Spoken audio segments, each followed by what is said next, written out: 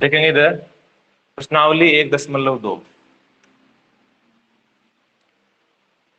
आज के प्रश्नावली में हमारा सबसे जो महत्वपूर्ण बिंदु है वह है कि अपरिमेय जो संख्या है उन अपरिमेय संख्याओं को संख्या रेखा पर दर्शाना।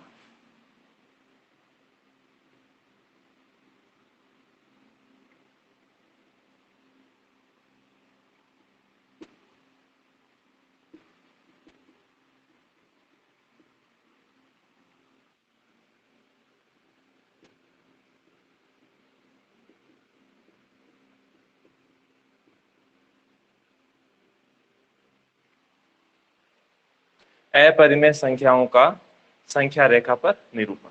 अब अपरिमेय संख्याओं को हम संख्या रेखा पर किस प्रकार दर्शाएंगे, तो उसके पहले हमें एक पाइथागोरस प्रमेय के बारे में पढ़ लेते हैं।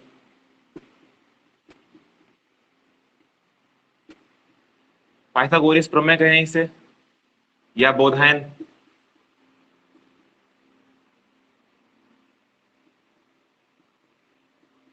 दोनों एक ही बात है।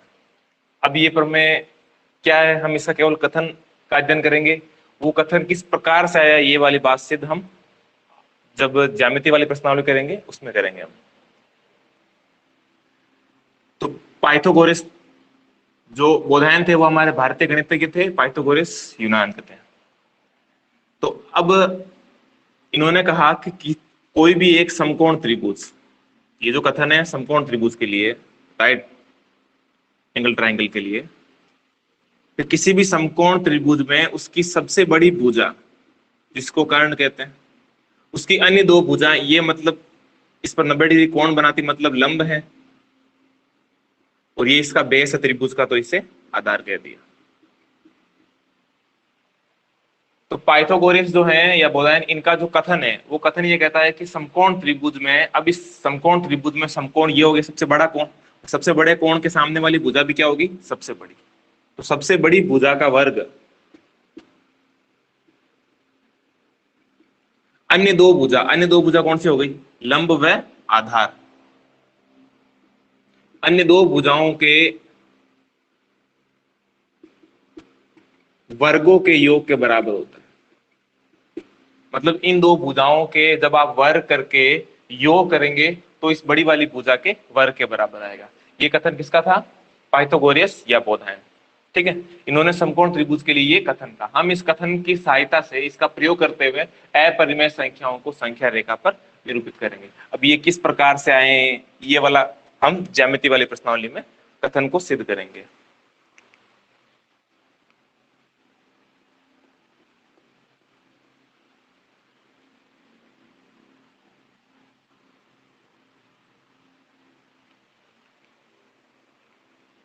परिमेय संख्याओं को हमने पूर्व में संख्या रेखा पर दर्शाया है। कोई भी परिमेय संख्या हो, पूर्व की क्लास में हमने इसे संख्या रेखा पर निरूपित किया है। फिर भी एक बार देख लेते हैं, जैसे 5, 6/7, 3/4, चलो इस प्रकार की संख्या होगी, -3/4 ले लो। अब इन संख्याओं को आपको संख्या रेखा पर दर्शाना है। तो दर्शाने के लिए ये हमारे पास संख्या रेखा होती है, ये इधर बाईं ओर ऋणात्मक और ये इस तरफ धनात्मक। तो यहाँ 0, यहाँ 1, 2, 3 धनात्मक वाले पद, इस तरफ ऋणात्मक वाले, -1, -2, -3। अब ये रेखा इस प्रकार से आगे चल रही है, 4 और ये 5। अब ये परिमेय संख्या आपको 5 को दर्शाना है। आपने कह दिया ठीक है, सीधा दिख रहा है सामने, ये आपने 5 को दर्शा दिया, कोई दिक्कत नहीं, कोई समस्या नहीं। ठीक है, अब बात करते हैं 6/7 की। अब आप 6/7 को किस प्रकार दर्शाएंगे। अब 6/7 को दर्शाने के लिए सबसे पहले देखना होगा ये किसके बीच में आएगा, इन दोनों के बीच में, इसके किसके बीच में आ सकता है ये। हमने कहा ठीक है, देख लेते हैं हम। तो आपको देखना है कि पहले अंश बड़ा है या हर। यदि अंश बड़ा हो तो आपको अंश को छोटा बनाना है।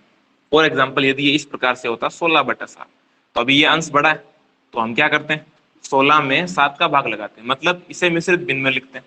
तो अब 7 का भाग 16 में कितनी बार जाएगा, 2 बार, 14, शेषफल कितने रह गए। तो अब आप इसे क्या लिखते हैं, भाग कितने बार गया, 2, सही। शेषफल कितना है, 2, शेषफल को ऊपर बटा में किसका भाग लगाया, 7 का, तो 7 की 2 से गुणा की 14, ऊपर वाले जोड़े तो कितने हो गए, 16, मतलब 16/7 तो हम इस प्रकार से लिख सकते हैं। अब ये वाला पद कहाँ आएगा, आगे क्या लिखा हुआ है आपके, 2, मतलब 2 से आगे, मतलब 2 व 3 के बीच में ये वाला पद उपस्थित होगा। अब ये वाला कहाँ होगा, यहाँ कुछ भी नहीं है, मतलब 0, तो ये हो गया 0, 0 व 1 के बीच में आएगा। अब आपको 0 व 1 के बीच में किस प्रकार दर्शाना है, ये कितना है, 6/7, बटा में कितने, 7। आपको 0 व 1 के बीच में 7 भाग करने, 0 व 1 ये जो रेखा है, इस रेखा को 7 समान भागों में बांटना है। तो अब 7 समान भागों में बांट दो, हमने कहा 1 2 3 4 5 6 7, 7 भाग हो गए। देखिए, एक भाग, ये 2, ये 3, ये 4, ये 5, ये 6 और ये 7, 7 भाग हो गए। ठीक है, अब 7 भाग होने के पश्चात ये कौन सा है, छठे वाले भाग पर है, तो पहला, दूसरा, तीसरा,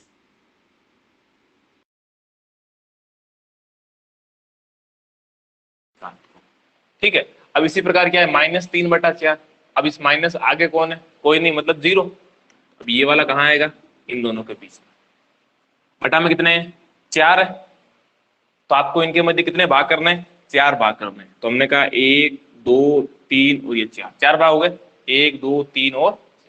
ये कौन से वाले पर, तीसरे वाले पर, पहला, दूसरा और ये तीसरा, तो यहाँ हम क्या दर्शा देंगे, -3/4।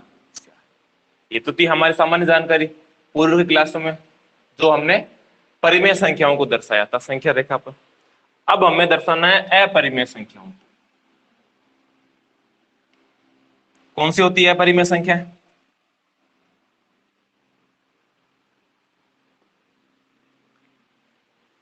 वर्गमूल में ऐसी संख्या है, मतलब रूट के अंदर यहां पर ऐसी संख्या कि m जो है एक पूर्ण वर्ग नहीं हो, क्या नहीं हो, पूर्ण वर्ग नहीं हो। अब ऐसी संख्याएं कौन सी हो सकती है, जैसे हमने कह दिया √2 हो गया, √3 हो गया। रूट का तात्पर्य किसी भी संख्या की घात आदि करना, क्या कहलाता है, उसका वर्गमूल कहलाता है। अब आपको इस √2 को दर्शाना है, हमने कहा ठीक है, ये संख्या रेखा हो गई।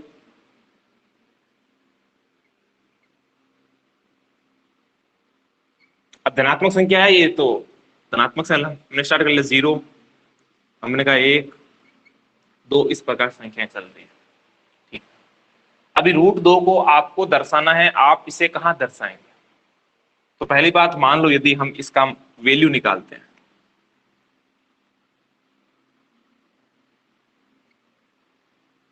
दो की हम वैल्यू निकालते हैं, तो वैल्यू क्या आएगी, तो पहले तो ये केवल 2 ही है, मतलब ऐसी संख्या का युग्म लेना है आपको, इससे बड़ी नहीं आया तो हमने 1 और 1 ले लिया, 2 और 2 ले तो कितना आता है, 4, इससे बड़ा हो रहा है, हमने क्या ले लिया, 1 व 1, तो यहाँ पर 1 लिखा, कितना आ गया, 1, घटाया कितना आ गया, इन दोनों को जोड़ा कितना हो गया, तो इधर एक स्थान खाली छोड़ दिया। अब इसके पश्चात 1 में तो भाग जाएगा नहीं, तो हमने क्या लगा दिया यहाँ पर, दशमलव, तो यहाँ पर भी क्या लग गया, यहाँ दशमलव था इसीलिए यहाँ आया। तो किसी भी संख्या के बाद यदि कोई संख्या 2 लिखी हुई है, मैं उस संख्या के दशमलव के बाद कितने भी 0 लिख सकता हूँ, दशमलव के बाद 0 का कोई महत्व नहीं होता। तो 2 में हमको जितनी आवश्यकता होगी हम उतने 0 ले लेंगे, तो पहले तो हमने ये एक युग्म ले लिया, इसके अंदर पूरा युग्म आता है, तो यहाँ ये जोड़ा ले लिया, ये जोड़ा पूरा नीचा। अब आपको यहाँ ऐसी संख्या लेनी है कि इससे अधिक नहीं आए 100 से, तो यहाँ समान संख्या लेनी पड़ेगी, ऐसा नहीं आप यहाँ 2 3, मतलब यहाँ तो 2 आ गया, आपने स्थान खाली छोड़ा है, यहाँ पर या तो आप 2 2 ले लीजिए या आप 3 3 ले लीजिए, तो हमने क्या ले लिया, 4 4। अब 24 की 4 से गुणा करेंगे तो कितना हो जाएगा, 96, ठीक है। हमने कहा कोई दिक्कत नहीं, तो हमने यहाँ ले लिया 4 4, तो यहाँ पर भी क्या लिख दिया, जो यहाँ डबल संख्या लेते हैं वही आपको यहाँ ऊपर लिखनी है, तो यहाँ कितने हो गए, 96 फिर माइनस। अब इसको 24 में 4 जोड़े कितने हो गए, 28, इधर एक स्थान खाली छोड़ दिया। अब ये घटाए कितना आ गए, 4, फिर ऊपर से एक जोड़ा उतार दिया। अब आप यहां पर ऐसी संख्या लीजिए इससे अधिक नहीं आए, तो हम क्या ले सकते हैं, 1 ही ले सकते हैं, क्योंकि 2 लेंगे तो कितना हो जाएगा ना, अब 282 की 2 से गुणा करेंगे तो वो 500 कुछ आ जाएगा, तो हमने क्या ले लिया, 1 1 ले लिया। तो यहाँ भी हमने 1 लिखा, यहाँ भी क्या ले लिया, 1 1, तो 1 की गुणा 281 की तो 281, अब घटा लीजिए इन्हें, तो कितना आएंगे 119, इनको जोड़ा कितने हो गए 282, फिर एक स्थान छोड़ दिया। अब इसी प्रकार आगे वाले दो जोड़े उतार दिए। अब आप इनको जब आगे करते जाएंगे, अब यहां पर भी आपको इस संख्या लेनी है, तो अब आप यहां ऐसी संख्या क्या लेंगे कि इससे बड़ा नहीं आए। मान लो हमने 5 ले लिया, तो 282 यहाँ 5 5 ले लिया, तो 5 से गुणा कर लीजिए, 5 की 5 से की तो 25, फिर 2 से की 10, 2 12, 40 और 1 41, 5 दूनी 10 और 4 14, ज्यादा आ रहे हैं। हमें क्या चाहिए, कम चाहिए। हमने किससे गुणा करवा दी, 4 से। 4 से गुणा करवा दो कितने हो जाएंगे 16, ये 1 8 और 1 9, 32 का 2, 4 दूनी 8 और 3 11, कितने हो गए 11 296। तो हमने यहाँ पर कितना ले लिया 4, यहाँ पर भी कितना आ गया 4। तो अब आप रख दीजिए 11 296। अब यहाँ घटाइए आप, तो घटाइए कितना आ जाएगा 4 0, यहाँ 8 में से 2 गया तो 6 हो गई ये वाली बात। हमने कहा ठीक है, ये आगे 0 0 हो गए। यदि इसे आगे और करना चाहें तो आप 2 0 और ले लो, तो ये 2 0 उतार दिए हमने। अब यहाँ पर इनको जोड़ दो, कितने हो जाएंगे 2828। अब यहाँ पर आपको एक संख्या लेनी है, तो अब ये यदि आपके ध्यान में, किसी के ध्यान में यदि ये वाली बात आ रही है कि यहाँ पर जो 4 के बाद 1 आया, तो वापस 4 के बाद, यदि इस वापस 4 के बाद 1 आ जाता है तो हमारे ये संख्या क्या हो जाएगी, परिमेय हो जाएगी। क्योंकि अपरिमेय संभव ही नहीं है ना। अपरिमेय कब होती, हम कहते हैं दशमलव के बाद इनका दशमलव प्रसार कैसा हो, अन्वसानी अनावर्ती। कैसा हो, अन्वसानी अनावर्ती। ठीक है, मतलब किसी की भी पुनरावृत्ति नहीं हो। तो यहां पर तो पुनरावृत्ति होने की संभावना हो सकती है। ठीक है, हम इसको हल कर लेते हैं थोड़ा और। तो अब यहां पर कितना आ गया 60,400। तो आपको ऐसी संख्या लेनी है कि इससे अधिक नहीं आए। तो आप क्या ले सकते हैं इस संख्या, यहां पर मान लो जैसे कि हमने 3 ले लिया, या 2, कुछ भी ले लो आप। हमने 2 ले लिए, जैसे 2828, यहाँ 2 के नीचे गुणा करा दी ऊपर नीचे, तो यहाँ 2 की 2 से गुणा की तो 4, ये 16, 5 16, ये 5। ठीक है, हो गई। तो अब ये इससे बड़ी आ रही है क्या, नहीं, छोटी है। तो हमने कितने लिख दिए यहाँ पर 2। मतलब आप इसका मान निकालते जाएंगे तो कभी भी पुनरावृत्ति नहीं होगी, क्योंकि ये इनका प्रसार कैसा होता है, अन्वसानी अनावर्ती। इनके प्रसार के बारे में हम जो अगली प्रश्नावली हमारी 1.3 उसमें अध्ययन करेंगे। तो ये हो गया। तो अब आप, ये तो आता ही जाएगा मान। अब 1.414, अब आप इसको कहां दर्शाएंगे, एग्जिट कोई स्थिति नहीं है, मतलब ये इसके और इसके बीच में। अब देखिए 1.4 आया, तो मान लो आपने इसके कितने 1 2 3 4 5 6 7, मतलब 10 भाग कर लिए मान लो आप।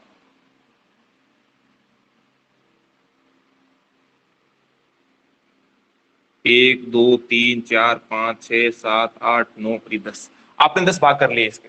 अब 10 भाग करने के बाद आपने कौन सा भाग ले लिया, चौथा वाला भाग, ये ले ले, पहला दूसरा तीसरा, ये आगे वाला चौथा। मान लो मैं इस वाले भाग को थोड़ा बड़ा कर देता हूं, ये 1 है, ये 2 है। 1 2 3 4 5 6 7 8 9 और ये 10। तो ये 1 2 3 4 5 6 7 8 9 और 10, 10 भाग हो गए।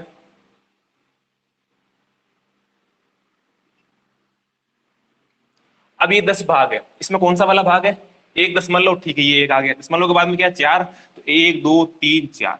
चलो स्थिति यहां पता हो गई हमें। अब 4 के बाद कितना है 1, तो अब वापस इसके कितने भाग करो, 10 भाग करो। इस प्रकार आपको दर्शाना काफी कॉम्प्लिकेटेड हो जाएगा, तो दर्शाना संभव नहीं है। तो अब इसको दर्शाने के लिए हमने किसका प्रयोग किया, बोधायन प्रमेय का। अब बोधायन प्रमेय क्या कहता है, देख लो इधर।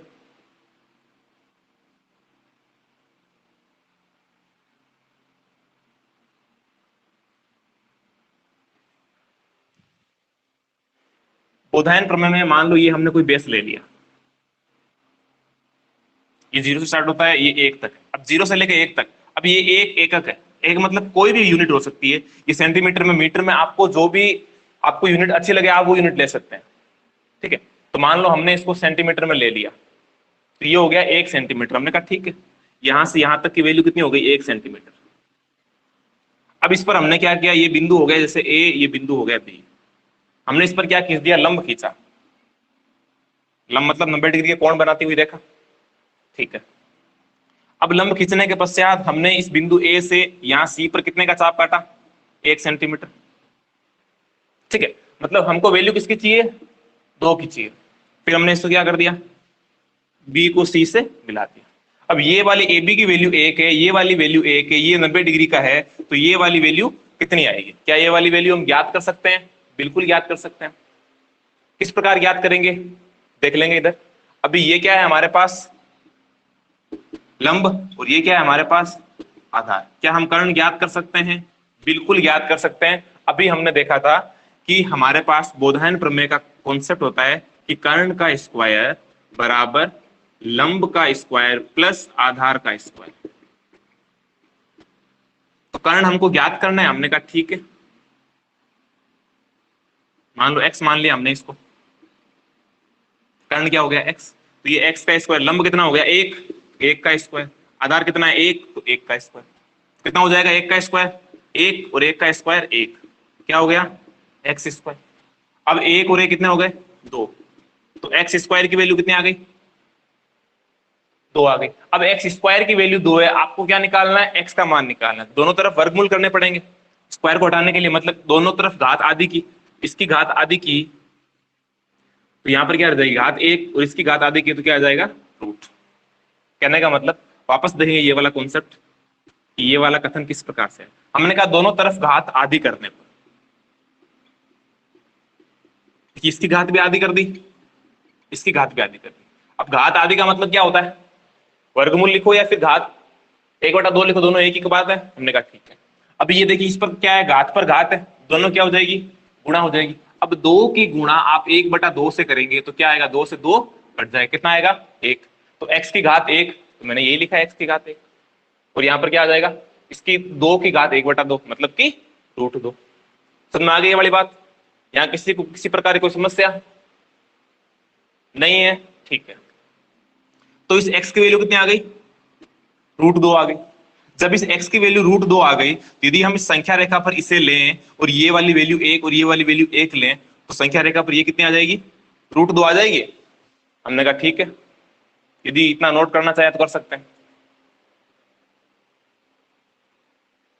किसी को क्वेश्चन पूछना हो तो पूछ सकते हैं।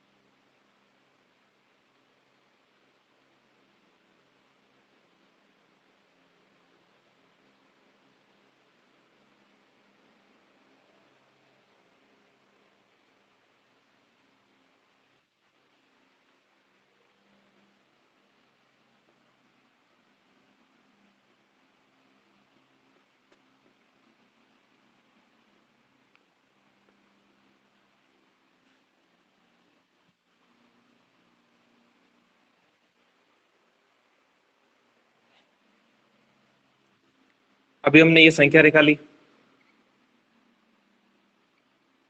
संख्या रेखा पर यहां हो गया 0, यहाँ हो गया 1, यहाँ 2, यहाँ 3, ठीक है। अभी हमें क्या करना है कि ये वाली वैल्यू 1 लेनी है, तो हमने कहा ठीक है, हमने इसको नाम दिया बिंदु ए, इसको नाम दिया बिंदु बी, नाम दे दी दोनों, ठीक है। अब ये वाली वैल्यू कितनी हो गई, हमने लिखा ए बी बराबर 1 इकाई, मतलब कोई मात्रक हो सकता है। हमने कहा ठीक है, तो हमने ए पर क्या खींचा, लंब खींचा। हमने लिखा ए बी रेखा पर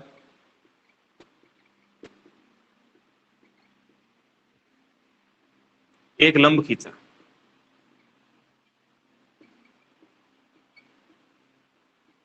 और बिंदु ए से एक एकक का चाप काटा। देखिए मैं एक एकक लिख रहा हूं, एकक यानी यहां मात्रक है, आप एकक यूनिट कोई भी ले सकते हैं, सेंटीमीटर ले सकते हैं, मीटर ले सकते हैं, आपको जो भी हो। आप कॉपी में लिख रहे हैं मतलब सेंटीमीटर में लें आप। अब ये एक एकक मतलब जितनी ये है उतनी हमने यहां मान लो चाप काट दिया। क्या नाम दिया उसको? सी। जब मैंने सी को बी से मिलाया तो बीसी की वैल्यू कितनी हो जाएगी? √2। कैसे होगी ये देख लो इधर, यहां हमने किया, मतलब कर्ण क्या हो जाएगा आपका? बीसी का स्क्वायर। तो ये क्या हो गया आपके पास? AC स्क्वायर प्लस AB का स्क्वायर। तो यहां x लिखो या फिर ये BC लिखो, दोनों क्या है? एक ही बात है। यहाँ वैल्यू किसकी आ गई आपके पास? BC की। अब BC की वैल्यू कितनी है? √2। अब ये वाली वैल्यू आपके पास √2 आ गई, तो आपको क्या करना है? आपके पास √2 की निश्चित वैल्यू आ गई, तो उसको संख्या रेखा पर दर्शाने के लिए हमने यहाँ प्रकार की नोक रखी इस प्रकार से, अब बस प्रकार हो, और यहाँ माप ले, बिंदु B पर प्रकार की नोक और C पर पेंसिल की नोक। अब ये वाली आप माप लेकर के फिर यहाँ बिंदु जितनी ये माप आई, अब प्रकार की नोक 0 पर रखकर यहाँ से चाप काट दीजिए आप इस रेखा पर। संख्या रेखा पर हमने चाप काटा, चाप काटने पर यह जो है √2 की निश्चित स्थिति आ जाएगी। क्या आ जाएगी? √2 की निश्चित स्थिति। अब देखिए हमारी प्रश्नावली 1.2 है, उसका बात करते हैं हम क्वेश्चन क्रमांक 5वां, मतलब चौथा, 5वां नहीं चौथा, 4 क्वेश्चन है, अंतिम क्वेश्चन। अब चौथे में आपको बोला हुआ है कि किसी निश्चित एक सर्पिलाकार आकृति बनाते हुए सभी जो अपरिमेय संख्या है उनको दर्शाइए। हमने कहा ठीक दर्शा देते हैं। अब ये √2 को दर्शा दिया, अब आपको √2 की सहायता से √3 को दर्शाना है। √2 की सहायता से √3 को कैसे दर्शाएंगे? अब से ये हमारे पास अभी ये वैल्यू किसकी है? √2 की। ठीक है, ये वाली वैल्यू क्या होगी? 1। तो ये वाला आंसर कितना आ जाएगा? √3। कैसा आएगा? अभी ये 90 डिग्री है, तो ये वाला पद क्या हो जाएगा? आधार का स्क्वायर प्लस लंब का स्क्वायर बराबर कर्ण आपको निकालना है, मान लो y हो गया, तो √2 का स्क्वायर 2। किसी भी संख्या पर इस रूट और स्क्वायर दोनों क्या होंगे? आपस में कट जाएंगे, और 1 का स्क्वायर 1, ये इधर y स्क्वायर, 2 और 1 कितने हो गए? 3। तो y स्क्वायर की वैल्यू कितनी आ गई? 3। तो y की वैल्यू कितनी हो जाएगी? स्क्वायर घटाओ क्या आ जाएगा यहाँ पर? वर्गमूल। तो ये वाली वैल्यू कितनी हो गई? वर्गमूल 3। तो आपको बेस क्या चाहिए अब? √3। तो ये वाला बेस है ही हमारे पास, तो आप चाहें तो इस पर 90 डिग्री बना लीजिए, चाहे तो इस पर बना लीजिए, तो हम इस पर 90 डिग्री बनाएंगे। तो हमने अब कहा √3 दर्शाने के लिए, √3 दर्शाने के लिए पहले आपको √2 को बनाना होगा। √2 बन गया, ठीक है। हमने इस पर क्या बनाया? 90 डिग्री का कोण। फिर यहां पर क्या काटा? चाप। क्या नाम दिया? बिंदु D। कितने की वैल्यू? 1 इकाई। फिर क्या कर दो? इससे मिला दो। अब ये किसकी वैल्यू आ गई? √3 की। आपको किसको दर्शाना है? √4 को। वापस वही, इसे क्या बना दो? 90 डिग्री का कोण। समझ में आ गई? आप इस प्रकार बढ़ाते जाएंगे, ये आकृति बनती जाएगी। अब √4 का है, √4 की स्थिति मतलब 2 हो गई सीधी। √4 की वैल्यू कितनी होती है? 2 होती है ना। रूट का मतलब क्या होता है? घात 1/2, और 4 का मतलब 2 का स्क्वायर, और घात पर घात तो क्या हो जाएगी? गुणा। तो 2 से 2 कट गया, क्या आ गया? √4 की वैल्यू कितनी आ गई? 2। ठीक है, ये वाली बात ठीक है। अब हम बात करते हैं √5 को किस प्रकार दर्शाते हैं। देखिए √5 को दर्शाने के दो तरीके हैं। पहला तरीका तो ये √3 जो है इसमें आप √4 बना लो, फिर √4 की सहायता से फिर 5 बना लो, या फिर दूसरा तरीका ये है, ये नोट करना चाहो नोट कर लो।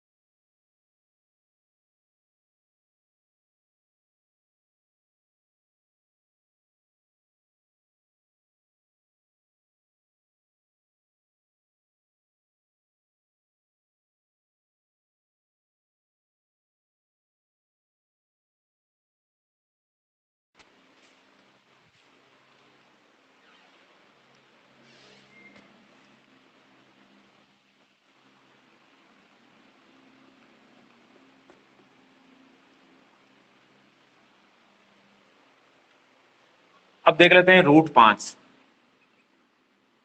√5 को किस प्रकार दर्शाएंगे? तो हमने कहा ये संख्या रेखा है हमारे पास, यहाँ 0, यहाँ 1, यहाँ 2। तो पहले तो हमने ये ले लिया 0 से लेकर 2 तक, कितनी हो गई? 2 हो गई। हमने कहा ठीक, हमने इस पर क्या खींच दिया? लंब खींचा। अब जितनी ये वाली वैल्यू है उतने क्या काटा हमने? 4, मतलब 1 इकाई का। अब ये कितने? 2 एकक। ये कितना हो गया? 1 एकक। इसको नाम दिया बिंदु ए, इसको नाम दिया बिंदु बी, इस चाप को क्या नाम दिया? बिंदु सी नाम दिया। जब मैं सी को बी से मिलाऊंगा तो ये वाली वैल्यू कितनी आ जाएगी? √5। किस प्रकार से आएगी देख लो इसी कॉन्सेप्ट से आपके। तो ये कारण है, मान लो ये हो गया y का स्क्वायर, तो ये हो गया आपके लंब का स्क्वायर प्लस आधार का स्क्वायर। तो 1 का स्क्वायर 1, 2 का स्क्वायर 4। अब y स्क्वायर की वैल्यू कितनी आ गई? 5। तो y की वैल्यू क्या हो जाएगी? √5। y की वैल्यू कितनी हो गई? √5। हाँ, सारिका क्लास में अब कनेक्ट हुई है, क्लास तो समाप्त होने को आई है अभी। कोई नहीं, जब ये रिकॉर्ड हो तो रिकॉर्डेड देख लेना। कोई समस्या हो तो फिर चैट बॉक्स में मैसेज कर देना। अभी y की वैल्यू कितनी आ गई? √5। y की वैल्यू √5 आ गई, तो यही तो हमें चाहिए था। अब ये √5 आ गई, आप यहां से लेकर इसकी वैल्यू ले लो, फिर चाप काट दो इस पर। मतलब जितने ये प्रकार के नोक यहाँ पेंसिल की, फिर यहाँ प्रकार की रखकर इस रेखा पर चाप काट दो। अब ये स्थिति किसकी हो गई? √5 की हो गई। क्लियर है ये वाली बात? ठीक। अब हम बात करते हैं प्रश्नावली 1.2 में आए गए क्वेश्चन की। अब देखिए इसमें क्वेश्चन क्रमांक जो तीसरा है, तो ये आपके हो गया तीसरे का आंसर। क्वेश्चन क्रमांक जो तीसरा है ये तीसरे का आंसर है, इसीलिए मैंने साथ में करवाया ताकि ध्यान में आ जाए। ठीक है, नोट कर लो जल्दी।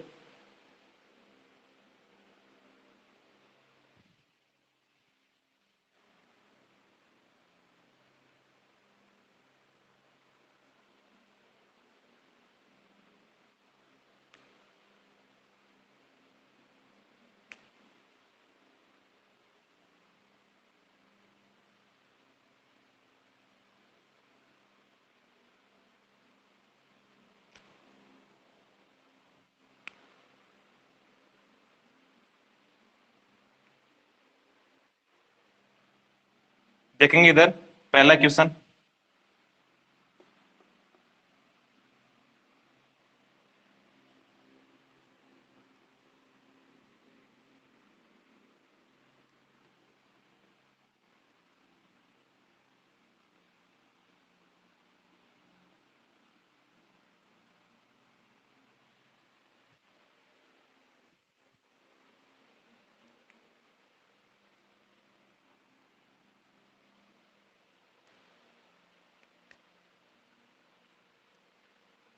अभी देखिए पहला क्वेश्चन है आपके, उससे पहले एक बात कंफर्म कर लें कि ये जो मनोज भार्गव के नाम से कनेक्ट है, ये कोई बहन है तो अपना नाम चैट बॉक्स में लिखे। ठीक है, भैया हैं तो भी कमेंट बॉक्स में अपना नाम लिख दे। मनोज भार्गव नाम से जो कनेक्ट है ना, वो अपना नाम लिख दे चैट बॉक्स में जल्दी। अभी देखिए पहला क्वेश्चन, इसमें आपको बोला है प्रत्येक अपरिमेय संख्या एक वास्तविक संख्या होती है। आपको बोला है कि ये अपरिमेय संख्या है, कि जितनी भी अपरिमेय संख्याएं हैं क्या वो सभी संख्याएं वास्तविक संख्या होती है क्या? बिल्कुल। हमने पहला जो हमारी क्लास हुई थी हमने इसी बात पर चर्चा की थी। हमने कहा था कि वास्तविक संख्याएं क्या होती है? वास्तविक संख्याएं होती है परिमेय संख्या और अपरिमेय संख्या के समूह। मतलब ये जरूरी नहीं है कि जितने भी वास्तविक हैं क्या वो सारी अपरिमेय होगी क्या? हमारे पास ये कथन नहीं है। सारी वास्तविक अपरिमेय नहीं हो सकती, क्योंकि सारी वास्तविक क्या होगी? आदि अपरिमेय होगी कुछ, और कुछ क्या होगी? परिमेय। लेकिन ये क्वेश्चन ये नहीं पूछ रहा है, इसने क्वेश्चन पूछा है क्या सभी प्रत्येक अपरिमेय संख्या वास्तविक होगी क्या? बिल्कुल, प्रत्येक अपरिमेय भी वास्तविक होगी, प्रत्येक परिमेय भी क्या होगी? वास्तविक होगी। तो इसका कथन क्या है? सत्य। दूसरा कौन कथन? दूसरे में कहते हैं संख्या रेखा का प्रत्येक बिंदु √m के रूप का होता है। ये कह रहे हैं कि क्या संख्या रेखा का प्रत्येक बिंदु रूट m के रूप में हो सकता है क्या? बिल्कुल संभव नहीं है। क्यों नहीं है? सुन लो इधर, क्योंकि यहां रूट m के रूप में केवल धनात्मक संख्याएं हो सकती है। हम संख्या रेखा पर क्या लेते हैं? ऋणात्मक संख्या भी लेते हैं। अब ये जो रूट 2 होगा, -2, अब इसे आप रूट में क्या लिखेंगे? ये -4 हो गया, तो आप इसे क्या, अब ये -2 है जैसे, तो इसे मान लो आपने रूट के अंदर लिख दिया -√4, तो ये तो -√m हो गया ना। ये तो कह रहे हैं कि खुशबू भार्गव, ठीक है। अभी ये जो है -2 जो है, हमने इसे रूट के रूप में लिया, क्या हो जाएगा? -√4। अब ये -√4 क्या इस रूप में है क्या? 4 प्राकृत संख्या है, तो ये प्राकृत संख्या किस रूप में होगी? संख्या रेखा पर। संख्या रेखा पर यदि ये कह देते हैं कि संख्या रेखा पर क्या धनात्मक संख्या को हम रूट m के रूप में ले सकते हैं क्या? धनात्मक संख्या को तो नहीं सकते, धनात्मक संख्या को तो नहीं सकते। कविता ये समझना, माइक ऑफ रखें अपना। √4 जो है, अब ये √4 धनात्मक होता तो आप दर्शा सकते हैं, लेकिन ऋणात्मक संख्या को नहीं दर्शा सकते। कॉन्सेप्ट क्या हो जाएगा? गलत। कारण, क्योंकि हम रूट m के रूप में केवल धनात्मक संख्या को दर्शा सकते हैं, ऋणात्मक को नहीं। ये कथन लिख देंगे यहाँ, ऋणात्मक संख्या को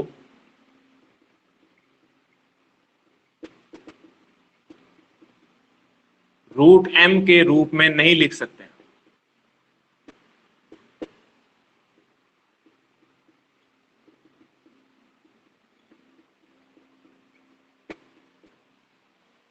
ठीक है, अब अगला क्वेश्चन,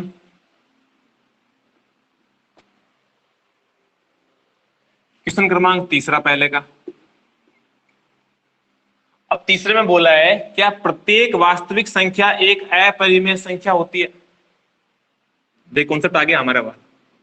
हमने कहा था ये वास्तविक संख्या है, ये कह रहे हैं कि प्रत्येक वास्तविक संख्या वो अपरिमेय हो सकती है क्या? कॉन्सेप्ट ही गलत है कि प्रत्येक वास्तविक संख्या तो परिमेय भी होगी कुछ, और कुछ अपरिमेय होगी। अब वो सारी की सारी अपरिमेय तो हो नहीं सकती, सारी की सारी अपरिमेय तो हो नहीं सकती, कुछ क्या होगी? परिमेय होगी। तो इसका कथन क्या है? गलत है। कारण, क्योंकि वास्तविक संख्याएं ये परिमेय व अपरिमेय दोनों होती है।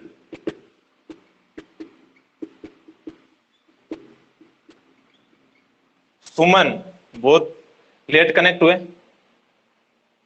क्लास समाप्त होने वाली है अभी। ठीक है, आगे की क्लास का आप ध्यान रखेंगे।